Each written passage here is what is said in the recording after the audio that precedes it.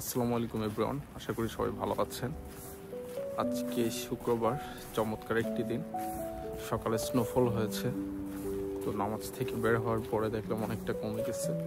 বাইরে রোদ ছিল কিছুক্ষণ আগে, রোদের কারণে স্নো কিছুটা গলে গেছে। তো ভাবলাম একটু হেঁটে আসি একটা পার্ক থেকে। এটা ক্যাসেলের কেন্দ্রে অবস্থিত।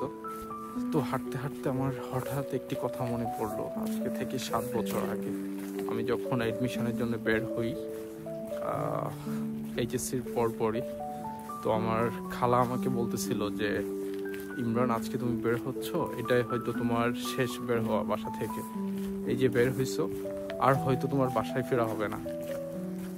তখন কথাটা আমি মাথায় নেইনি, কিন্তু এখন আমার এই জার্মানে আসার পরে হঠাৎ ফিল হচ্ছে আসলেই তো সেই যে 7 বছর আগে বাসা ছাড়ছিলাম পার্মানেন্টলি, তো আর কখনো পার্মানেন্টলি বাসায় ফেরা হয় নাই।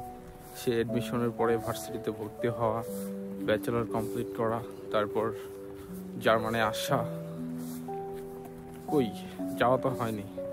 আসলে আমরা জানি না হয়তো কবে সেই বাসায় ফেরা হবে, কবে সেই পার্মানেন্টলি বাসায় ফেরা হবে, কেউ হয়তো বলতে পারবে না।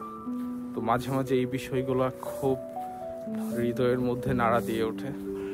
তো ভাবলাম হাঁটতে হাঁটতে একটা ভিডিও করি, আর মাথায় কিছু এলোমেলো চিন্তা আসে মাঝে মাঝে, ভাবলাম আপনাদের সাথে শেয়ার করি, এই আর কি।